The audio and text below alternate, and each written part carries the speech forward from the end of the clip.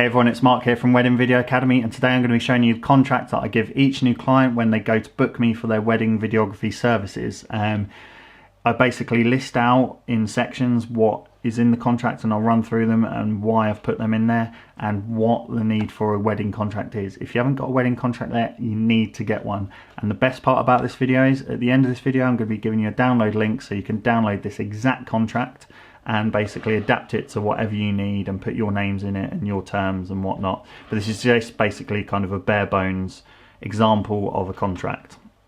So let's get straight into it. First off, I've left a big blank space here so you can put in your logo or your company name or your name if you run by your name.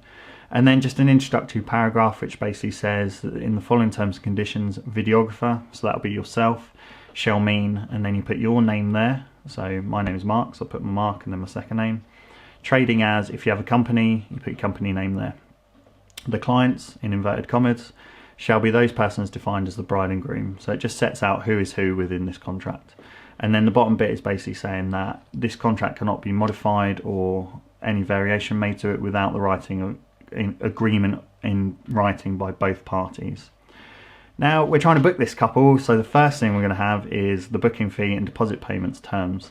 So a non-refundable booking fee of, and then in that space put whatever amount you want. I usually do £250, about $300. And that basically just says it secures the time and services of the videographer for the wedding and is non-refundable or transferable in the event of cancellation. If the couple cancel their booking with you, you get to keep the deposit. And then the bottom bit is basically payment in full of the remaining balance will be due. I usually put 4 weeks in there before the wedding day. You can put whatever you want, 6 weeks, 2 months, whatever's good for you. Weddings that are postponed to a later date will retain the fee, so you retain the deposit as long as the videographer can reschedule a new date and time. And then it's kind of up to you. I've had it in the past few months where someone's booked me, paid the deposit for late next year, late 2018, and they've come to me and unfortunately the wedding has been cancelled, but because it's quite far ahead, I've gave them their deposit back. So that kind of leaves it up to you what you want to do with that basically. Next up is the wedding arrangements. This is just a basic bit which says 2 weeks before, so in the space I put 2 weeks. Beforehand in writing I'll just send a schedule form that the couple need to fill out, and it basically outlines what's happening, where and when I need to be. And the reason I do that is firstly, it stops me having to go up to the couple each all the time during the wedding day going, what's happening now, when's this happening, da, da, da. It's all written out for me. And secondly, it basically covers you if you miss anything on the day and it's not written in that schedule. I always tell every couple to write down everything that's happening, any kind of surprises that is happening or specific things they want filming.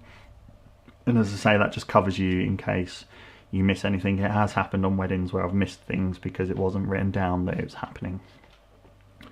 Next up is cancellations. This kind of loops into the first bit, and it's basically saying the client can cancel this contract at any time by giving written notice, but in doing so she'll forfeit the money he's already paid, whether that be the deposit or the full amount. And then that leads into basically all cancellations must be in writing, and if they're less than 6 weeks before the wedding, then the full payment will be due. So because I have my full payment 4 weeks before, but say they cancel 5 weeks before, then I still expect full payment due because obviously I've lost out on money and work by them cancelling.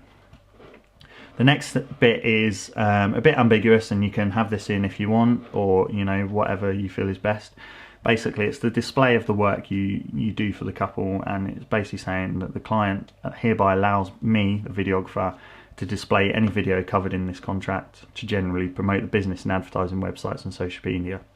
Now I have about 33 weddings this year. If a couple came to me and said, look, we don't want you to display us online, we're quite private people, then I'm not going to argue with it. I'll take that bit out of the contract, cross it out, and we can move forward. I'm not going to kind of get into an argument about it with them for the sake of one video. I'm going to have plenty of other videos that I can showcase. Obviously, if it's an amazing wedding video, then I may try and kind of convince them, but I'd rather keep my reputation than worry about promoting one video.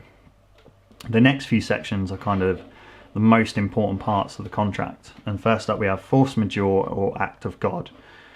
So this section is basically saying if anything happens beyond my control, for example, lightning strikes my camera and completely kills it and I can't complete the wedding, then that's obviously not my fault. I can't control the weather and I can't control lightning. And it's basically saying the videographer will not be responsible for footage that is not produced due to technical failure through acts of God or whatnot. And it also says basically that although all equipment is checked regularly and reasonable steps are taken to ensure backup equipment is available, and again, if anything goes wrong, it just covers me in the event of not being able to produce any form of work. And that's really important to have in there, because it gives you a standing in case they come back to you and want to essentially argue with you about what you should give them. Next thing is attendance. So this is more directed at yourself, and if you can't make the wedding, then you're basically saying that you can get someone else to come in who's of an equal standard to you and basically do the wedding for you, and they understand that, the couple understand that will happen.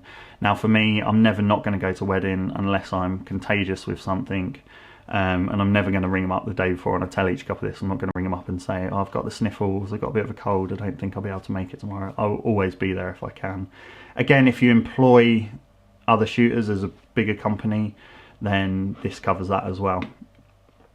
The next bit is a massive bit, because this is more to do with money, essentially. Limitation of liability. So in the unlikely event of total video equipment failure or cancellation of this contract by either party, it will basically limit the liability to the amount of the package cost. So for example, if you've charged $1,000 or £1,000 for your package, and for whatever reason you cannot deliver a video to them, you've literally got nothing, that you cannot give them anything, then this limits you to you refunding them the £1,000 package price they paid.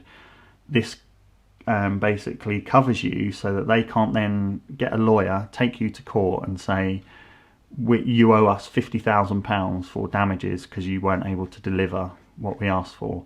It's basically saying that if in the very, very unlikely event you cannot deliver anything, the only liability you have is how much the package cost, which if we're saying is $1,000 or £1,000, that's how much you give back to the client, and I think that's fair enough if you've not been able to deliver anything.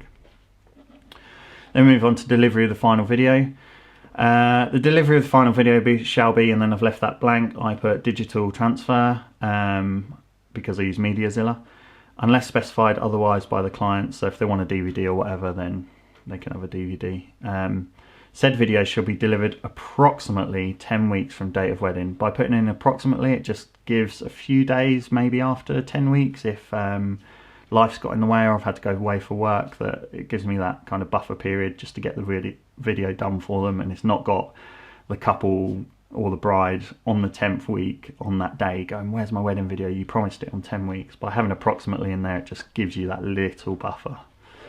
I've just put this section in recently because it's cropped up a couple of times in a few weddings I've done, and that is basically filming on location.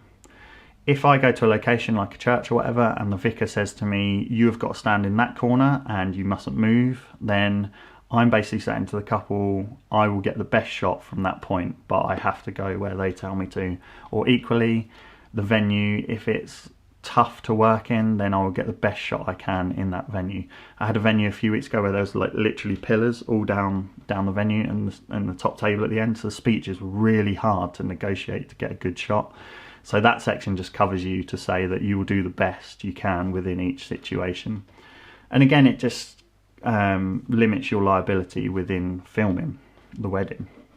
The last bit, and this is a big bit, I talked to a lot of people about this, it's basically saying by agreeing for, then you put your name in there, to film your wedding, you're allowing creative license in shot composition, direction and editing of all the final films. So what it's doing is it's saying that they've booked you for your wedding, for their wedding, sorry.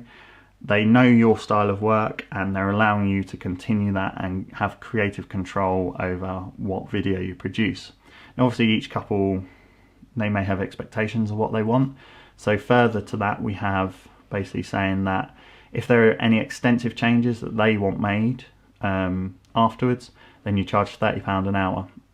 Unless there is obviously a mistake, like you spelt the name wrong or there's a blank shot in there or something, then I'd obviously change that, do that for nothing. But it just covers if like mother of the bride comes and says, oh, there wasn't many shots of me in there, can you put some more shots of me in there? Then you can go, well, in my contract it states it'll be an hourly charge of £30, and then that's up to them if they want to follow through with it or not. To be honest, any changes have had to do have been pretty minor, and if you've got a good working relationship with your couples and they understand how you work and that, then this part is generally pretty straightforward. Last little bit is basically you just need to get the bride and groom to sign, and you sign, and then you date the wedding and you date it, and that kind of locks in that they've read all this and they understand all this, and basically you're covered.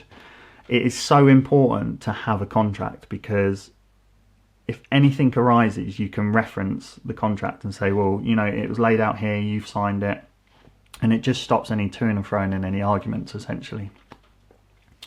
As I say, you can download this contract, it's in the description below, and you can basically adapt it however you want. If you want to change bits, add bits in, you can do that. You put all your names and prices in and whatnot. It's basically a bare bones contract. It's what I've used for the last few years, and it's served me well. Again, if you have a good working relationship with each client, then this should never be kind of used after the wedding to resolve any disputes, but it's there and it's important that you have it. If you enjoyed this video, please give it a thumbs up. Definitely download the contract if you haven't got one. If you've got any questions, leave in the comments below. Also, if you want any videos done on anything about wedding videography business, then leave a comment below and I'll try and get some videos done. I'm trying to upload 3 a week this week and moving forward. So if you want to keep up to date with that, definitely subscribe to the channel and hit the bell notification, then you'll be notified every time I upload a new video. And my next video will be 5 tips on wedding videography for beginners. So I hope to see you in that video. Come and say hello, and I'll see you soon. Cheers.